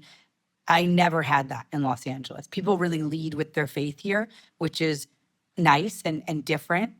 Also, we do baby showers on the ranch. And I never thought about this as an idea, but in Los Angeles, if someone's daughter gets pregnant at 18 years old, it's an emergency. It's a disaster. It's something to solve for. And here it's a blessing. And I'm seeing these young mothers being extraordinary mothers, buying organic flour and making sourdough bread. And, I have a friend, She's pregnant with her 5th kid and she's 23. She makes all their food from scratch. She orders everything from Azure Standard. She has a garden. Her and her husband built their own house on their parents' property. I have another person that just did their baby shower here. She just had her first baby at 19 years old. They're living in an apartment above the barn on their parents' property. So much support. She had a home birth. She's doing all organic. These are conscious, awake young ladies having babies, and it's being celebrated by the community. And I never saw that in the 20-something years I lived in LA. It was something to hide or be ashamed of or try to talk your daughter out of when she got pregnant that young. And I was shocked by this. When the first person that was like 18-year-old was like, oh, my daughter's pregnant. I was like, oh, and they're like, we want to have the baby shower here. I was like, wow, I don't remember the last time in Los Angeles I did a baby shower for an 18-year-old. And people might tell me I'm wrong and they totally celebrated their daughters. But I would say as a whole, it was not celebrated. I had friends that had their kids get pregnant at that time, and it was either terminated or something to be ashamed of or managed for. And that is not what it's like here at all. And so that was very, very different. What are some of the things you've noticed health-wise since going from vegan to eating some animal foods now? I'm thinner. I lost 40 pounds. I did a raw milk fast for 46 days for Lent, and I did only raw milk and raw yogurt. I had this download that as I was getting into my late 40s, I was having like this middle section that wasn't going away. And I was trying to help a friend that was having trouble after getting vaccinated. And I was learning about the bifidobacteria being wiped out in everybody that got the COVID jabs. And then I started learning about bifidobacteria and how amazing it was and who had the most of it. It's breastfeeding babies. And I had this thought, maybe I've killed off a lot of my bifida and I want to reset my gut like a baby. And a baby eats only milk for this extended period of time and then integrates small amounts of food and dirt and the floor and everything else to reset their microbiome. And so I tried to recreate that for myself. And I lost a significant amount of weight. I reset my microbiology. I lost that whole center section of my gut. And I feel, first thing in the morning when I would just wake up, I would feel a little stiffness in my feet and my hands. And by the time I got up and went pee and breastfed the baby, it would go away. But I didn't notice it. And now I'm not having that stiffness unless I did something where I overextended myself physically the day before. I'm not really having any stiffness. And a lot of my brain fog has lifted. And so I attribute that to not just integrating that stuff, but also resetting my microbiology, having my hands in the soil all the time. Because breast milk, which is 90-something% the same DNA as cow's milk, sets the foundation. It's the planned community for the microbiology to move into. And so by resetting and doing only milk for that long, I reset that space for the colonies to grow into, hopefully, or expand that were already in there.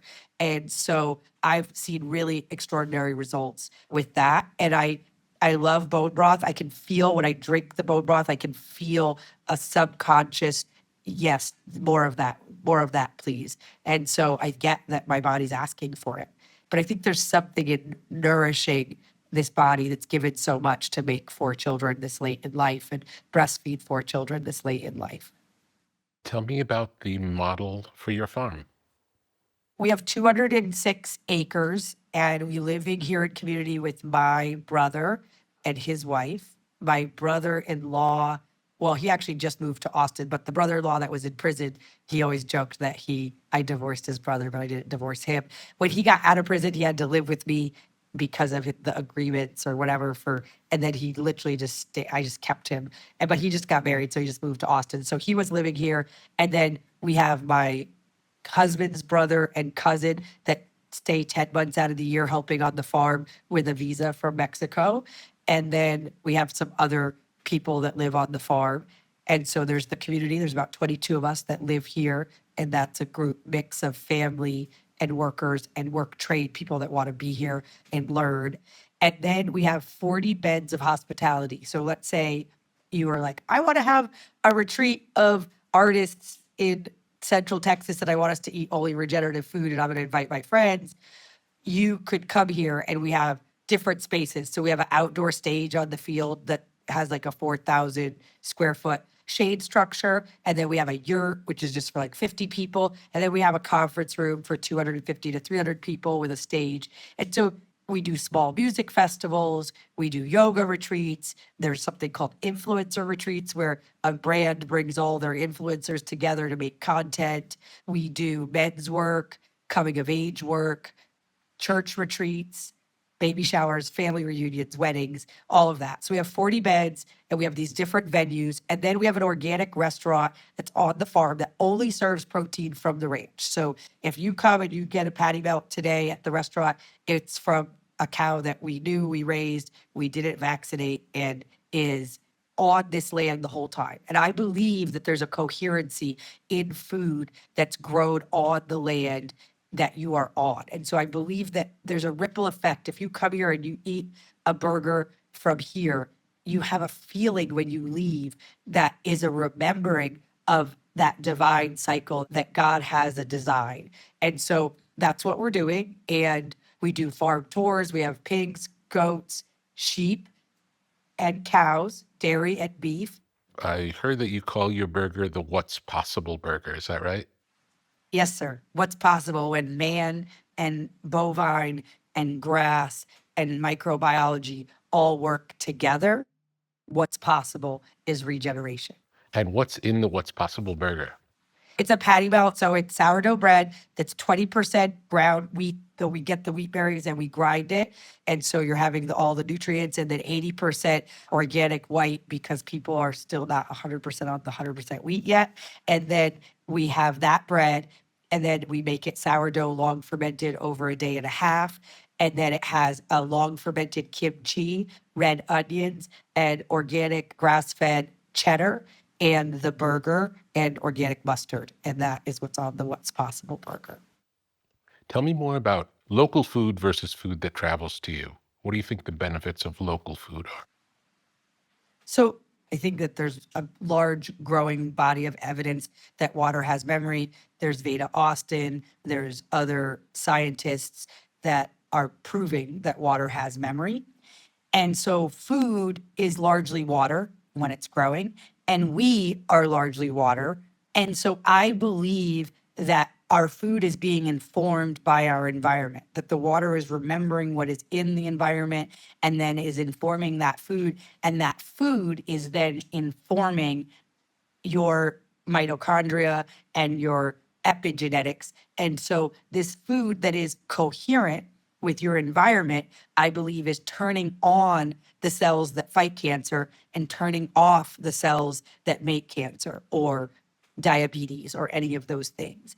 And then on another note, and I don't know, some people are science believers and some people are biblical believers and some people are spiritual. But in the Bible, God picked up some soil and he blew it, and then he made Adam and he blew into Adam's nose and made man. And in science, it shows us that the microbiology in a healthy gut and the microbiology in healthy soil are 73% the same DNA.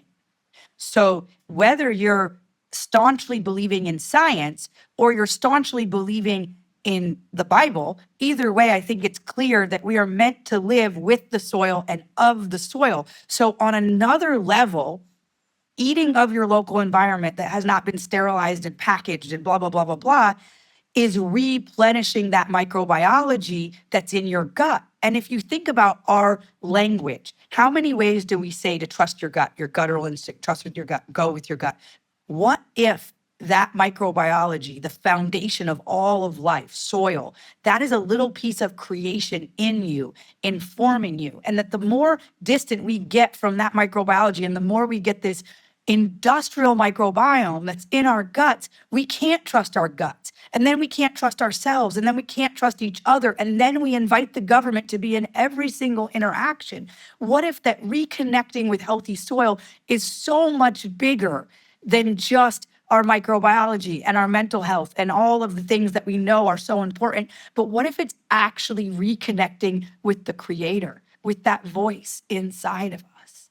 And so I want to invite people wherever you are to get your hands in soil, because I think that disconnect is having us disconnected from the voice that is always giving us our inspiration, our creativity, and guiding us in life. And I believe that is invaluable and necessary. So to me, it's not just a battle of chemical farming, it's a spiritual battle. And I believe that soil is at the foundation of that spiritual battle. And even if you're saying, no, I don't believe that, it's a scientific battle, then it's a scientific battle worth fighting, because the science shows that putting your hands in healthy soil is more effective than any SSRI. And what percentage of adults are on SSRIs in this culture? So many. And so the science shows us that reconnecting with the soil is important. And I believe that Genesis also asks that of us. And before the 10 Commandments, before anything else,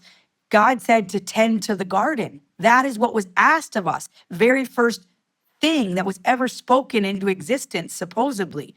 He also spoke over the water, arguing my earlier point that water has memory, that the water was there and it was black, and he spoke over it, and he divided the water above and below the firmament and all that. But he spoke into the water, water has memory. And so if water does have memory, or even some believe God consciousness, then what are the ramifications of us constantly poisoning God's consciousness? And so to me, it's twofold. We have to stop poisoning ourselves, the soil, and the water in order to win the spiritual battle that's at hand. Can you explain how regenerative farming and industrial farming differ? Yes. So we have regenerative farming, we have organic farming, and then we have industrial farming. And organic farming is largely industrial farming and largely degenerative, where we just don't use these certain things. Like we've said these chemicals are okay to use and these chemicals are not okay to use. Regenerative farming is an active practice of working with nature to create healthy soil, understanding that healthy soil is the foundation of all of life. And so there's 5 principles of regenerative agriculture. The first one is context. So farming within the context of where you are. I should not try to grow papayas in Texas. That's not the best crop for here because winters and all of that. The next is arbor or cover crops, keeping the ground covered with either a cover crop or mulch or some kind of arbor on the ground, so that the mother is modest. She does not want to be exposed, but ultimately so that the microbiology can stay alive and have protection. Biodiversity, so a diversity of different kinds of plants, not just having fields of one kind of thing, also diversity of crops so that you're not fully dependent on one income stream. And then less chemicals or no chemicals, and then no till or less till. And then the last and most important one to me is the animal integration, where you're using animals to do their herd impact on the ground, to recreate what the bison or the antelopes are doing under pressure from predators. They get moved and they stay in these tight pods so that nobody can get them. And therefore they pee and they poop and they saliva in tight areas. And then that is how the grasslands have been grown for millions and millions of years. So we recreate that with what's called holistic plant grazing, mob grazing, and we move our cattle every single day. We move our sheep every single day. We were moving our goats every day, but they are escape artists, and we are having a break on retraining them on a hard fence because we can't get them to stay in the electric fence. Do you follow Joel Salatin's work? I do. So Joel wrote the foreword to my book, and I just met him in real life for Amazing. the first time. And we were at the Heritage Foundation in DC a couple weeks ago, as they are trying to make soil health be at the foundation of the Conservative Party. I largely don't trust government at all, but if a think tank as big as them wants to bring soil health into the middle of the conversation, I will be there at the front row trying to make that happen. So we were both there as part of the team that was consulting on what is important in this area. I think he's awesome. And I actually didn't want him to write the foreword to my book because we're on the same publisher, and I thought he might just feel obligated. Oh, it's her first book. They're asking me, let me do it. So I said no. And then they just sent it to him to read. And he reached out and asked me if he could write the foreword. And so I then was like, of course you can. I wanted, I want whoever does it to want to do it. It's so weird. This is my first book, but people are like, oh, you can't expect people to write a blurb for you. You just have to send them the blurb and ask them to put their name on it. And I was like, I don't want a blurb from anybody that didn't read the book. That's crazy. And my book is kind of controversial. So everybody that wrote a blurb for my book actually read the book, and I didn't write any blurbs for anybody. And someone was like, oh, you probably have to just write the foreword for someone too. And I was like, I think I'll find someone who's inspired enough about what I wrote that they want to participate. So that was awesome. And he's just so extraordinary. I write for Epoch Times, which is like a newspaper that, I don't know, I think they think themselves centrist. I think they're probably right-leaning. But I write in the opinion section and just had an article come out called Free the Enslaved Food System, which was about Joel Salatin and his talk at the Heritage Foundation and how he believes it doesn't cost the government anything to roll back all the regulations and free the entrepreneur, and that if you want to buy milk from your neighbor or you want to buy charcuterie from your neighbor or whatever, you should have the right to do that. And if someone else doesn't feel safe, they can go to Walmart or H-E-B. Those things are not going away, the big grocery stores. But why is it that we need the government in every interaction around our food? If farmers are not free to feed the people, something is wrong. Something is very, very wrong in our society. And the book is called Debunked by Nature. Yes. Tell me about the book.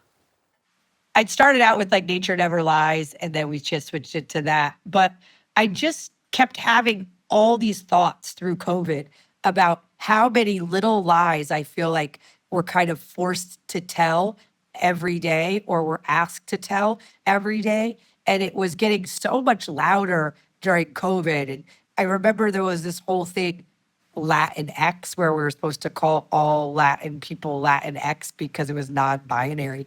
And my husband looked at me and said, we're not doing that. And I was like, we have to. That's like what's happening.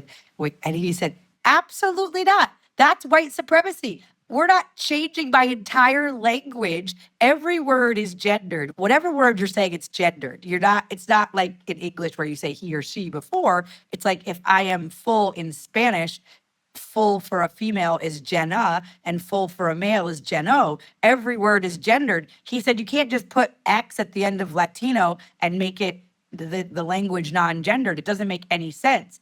And I was explaining this to someone in the restaurant, a girlfriend of mine who was teaching at LAUSD. And she was like, oh, I don't know. I don't think you can say that. And I was like, well, but my husband is Mexican and he feels disrespected by it. So I don't think we should be saying it. Have you talked to the parents of the children that you're using this term with? They're largely Catholic from Mexico, Guatemala, Salvador, Honduras. So I believe that they would not be interested in that terminology. And I had employees quit, put on Twitter that I was transphobic. And I was like, I'm just expressing the views of my husband. But this was just like one little like lie that we were asked to tell through COVID, and that 6 feet distancing is going to make a difference, that wearing a mask when you're standing up, but when you're sitting down, you don't have to. We can't eat at the bar, but you can eat at a table. Like they just didn't make any sense. And there was all these lies we were supposed to pretend were true. And then if you didn't pretend they were true, which I didn't because I grew up in a largely unmedicated household. Which largely was a liberal thing, just as far as I remember growing up. I was unvaccinated, unmedicated. I never went to the hospital my whole life until I got an allergic reaction to lice. I got lice at summer camp, and I was allergic to the chemicals that they put on my head to kill the lice, and I ended up going to the hospital and having to be intubated. And the doctor was like, you're actually not allergic. It's poison. It's meant to kill something. And so you are more sensitive to the poison. There's no such thing as being allergic to poison. And so when everybody started saying you have to wear a mask, healthy people have to wear a mask, I was like, this is a lie. Everything seemed like a lie. And then I'm spending more time in nature because we don't have to go to the restaurant as much because it's not as busy. And these lies are just seeming louder and louder as I'm comparing them to life on the farm. And I'm blessed that I had my father and my mother and that they were on the same page, because I knew people that were totally isolated from their family. And so I didn't feel isolated. A few people moved off the farm because they didn't feel like I was taking it seriously. But ultimately, we lived our life totally normal at the farm. And the world was all really confusing. I started writing down ideas, and that's how the book started. And then I ended up getting a couple people coming out to me when I came out and made my restaurants regenerative, asked if I wanted to write a book. And I said, yes, but it's not the book I think that you are thinking of. And so I sent like an outline of 7 chapters to the 2 people that had given me an offer. And Chelsea Green basically said, oh, well, we wouldn't want you to write about transgenderism, abortion, a bunch of the things that were in the book. And Acres, which is largely a farming, this is the first non-farming book they've ever put out, said, we're open to let you write the book however you want to write the book. And so I went with them, which was less money and less support, but I knew that the book I wanted to write was not just an environmentalism book. And so I wrote this book, and I took 17 concepts from our society, and not all of them are political. Some of them are, breastfeeding or co-sleeping. And I essentially just asserted what nature does with other mammals and how far we've drifted from that. And basically said that nature is telling the truth. And if we want to be truth seekers, which many of us claimed to want to be during COVID, then we should take these constructs, these ideas, and look at them in the construct of the savanna or the farm or the woods and ask ourselves, does this happen in nature? It sounds like you're describing all 60s hippie ideals. Every one of them. Yes or no? Tell me. I mean, yes and no. I think the rise of feminism and like abandoning the true value in the male and female also arose in the 60s. And I think that the sexual revolution might have diminished the sanctity of life in some ways.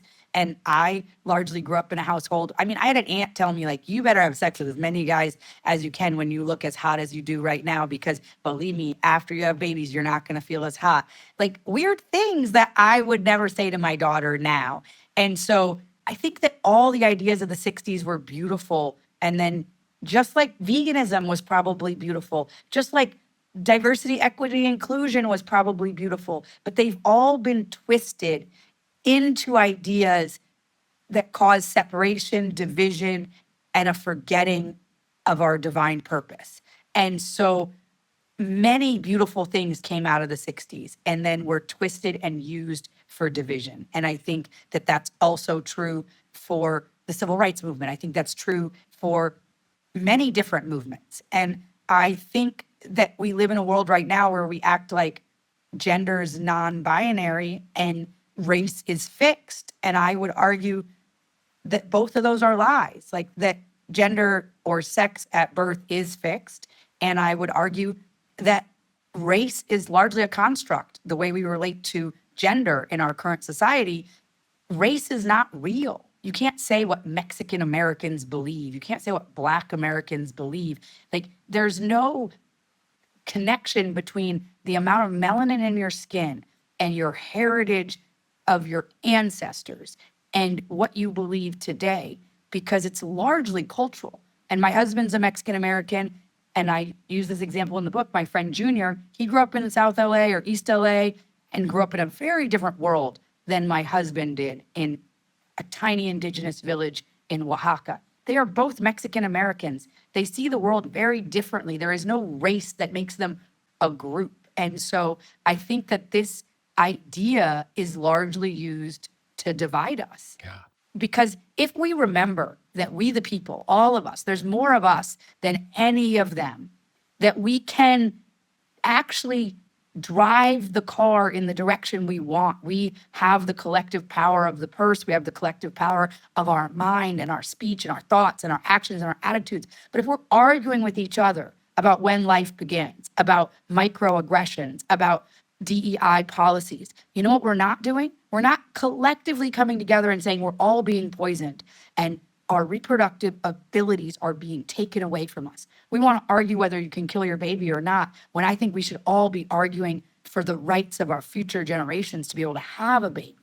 And so I think that many of these ideas that maybe started with pure and good intentions have been twisted into something that has us forget our connection to God, to nature, to family, and to what's really important. And so that's the foundation of the book, is a request for us to move back into that world. And just to be clear, would you say that over the years of your life and your family's life, you would be maybe in the 1% most extreme liberal people on the planet?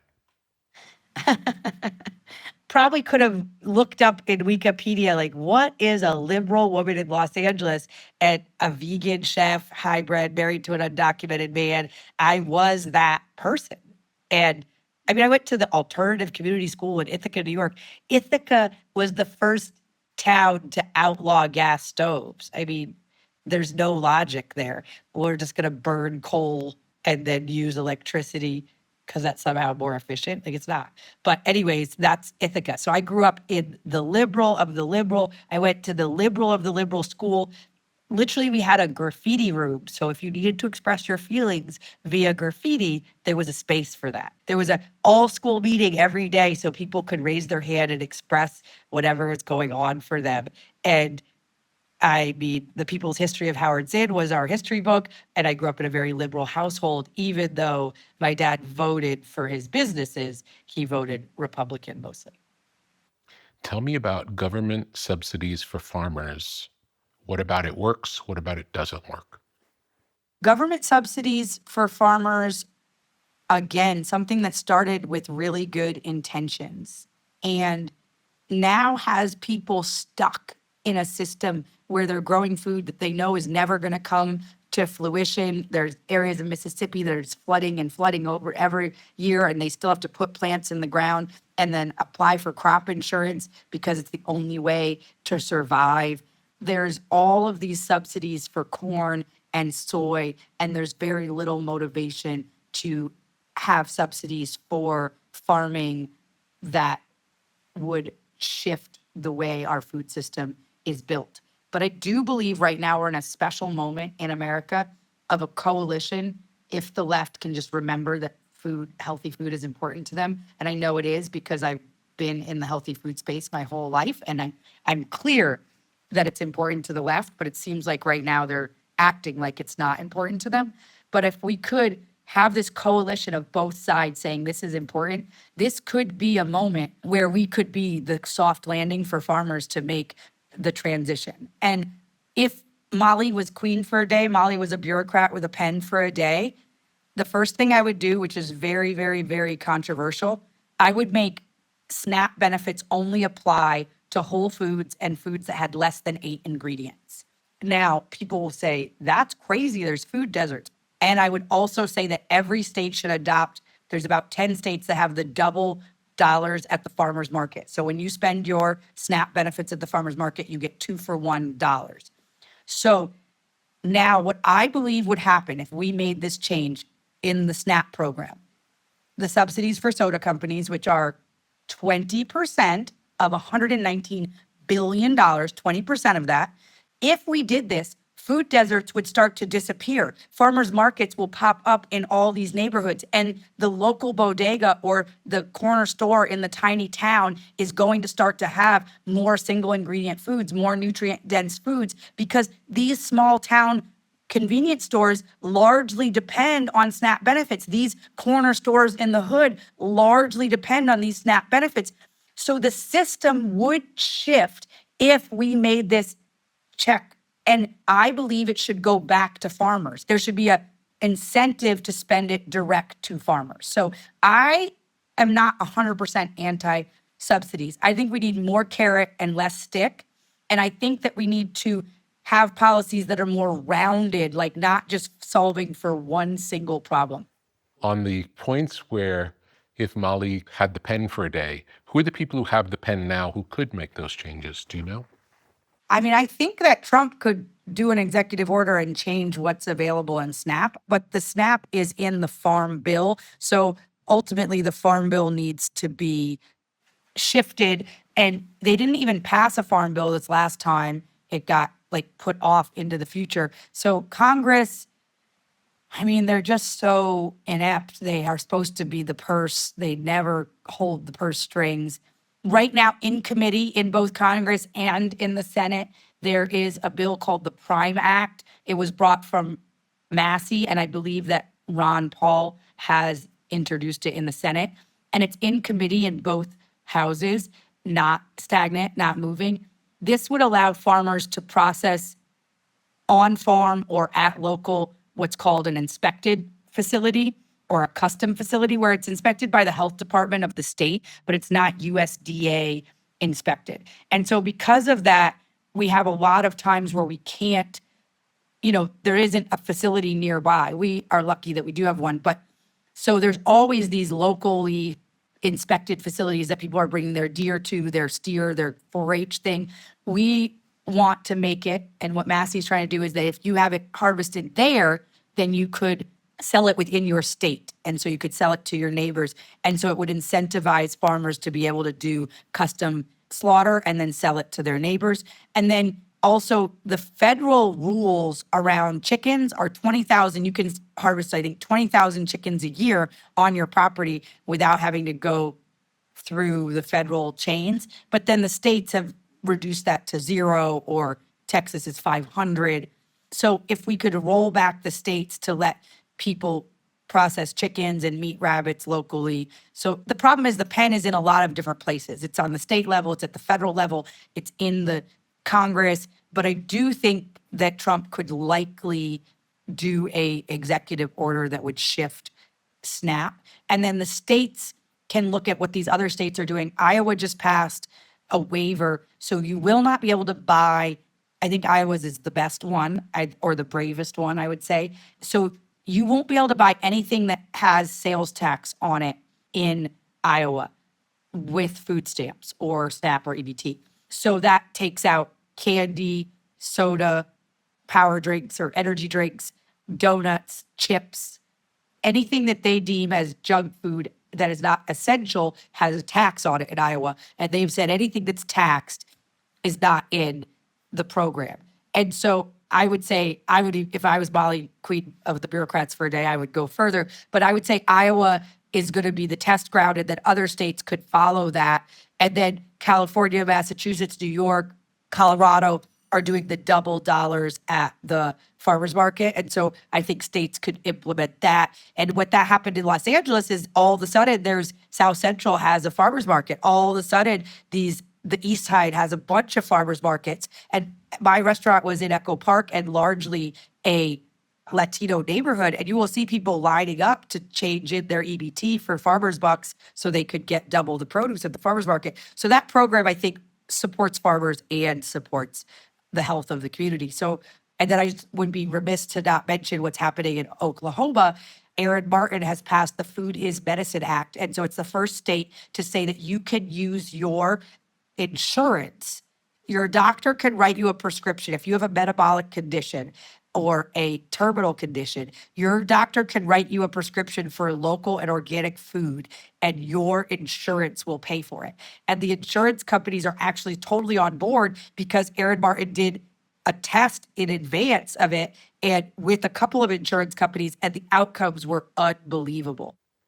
Tell me about your brother's work. My brother is the founder of an organization called Kiss the Ground. He made a film called Kiss the Ground that came out on Netflix and now is on Amazon Prime. And the sequel is now out called Common Ground. And there's a third one coming out called Groundswell that is looking at the global regenerative movement, not just the American regenerative movement.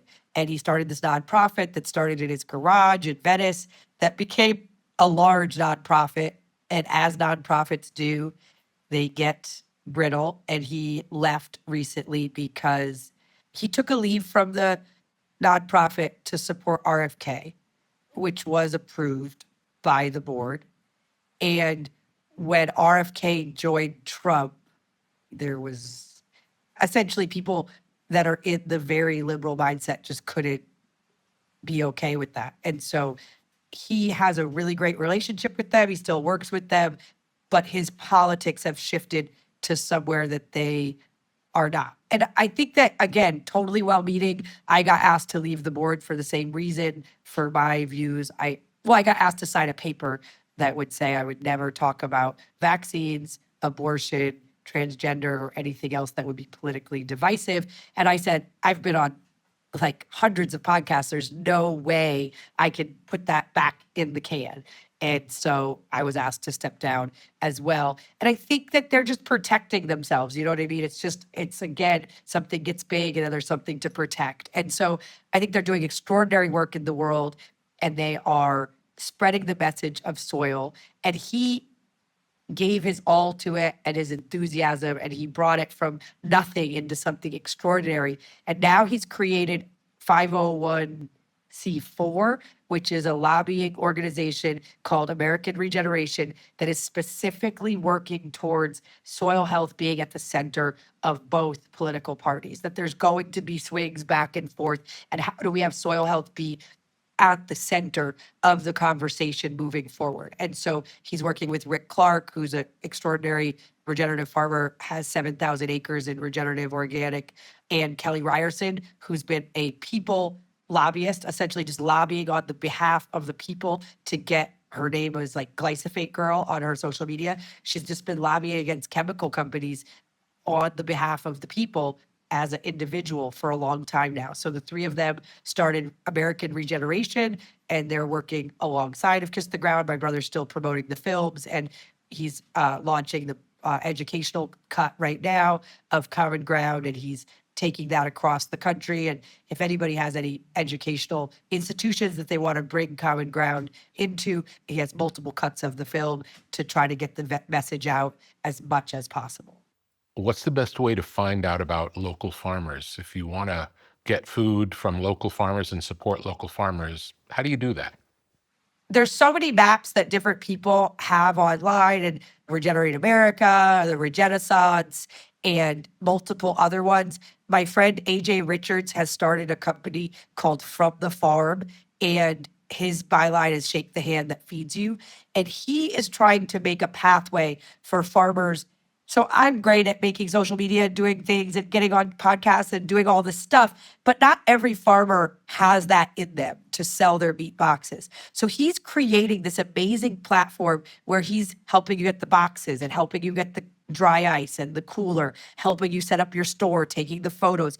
And then he's doing advertising like on Angel Studios and different places are advertising from the farm. And then we, as the farmers, are getting lower prices on our shipping because it's like we're all one group from the farm.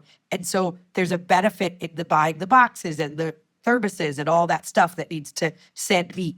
And so AJ is doing this great work of trying to move the needle.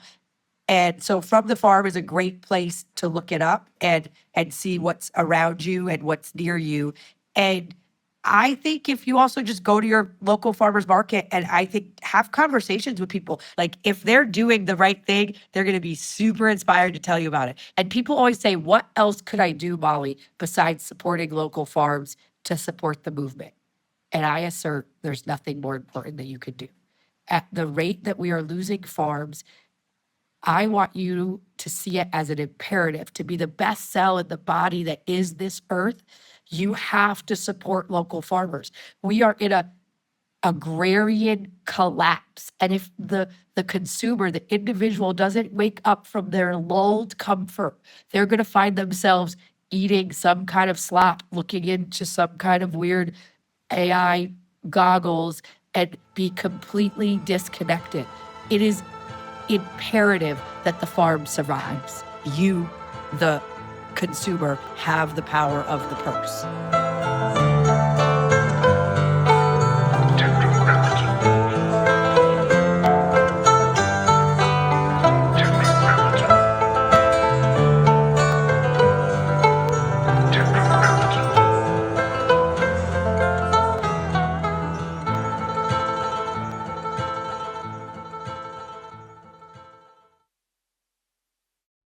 Tetragrammaton is a podcast. Tetragrammaton is a website. Tetragrammaton is a whole world of knowledge.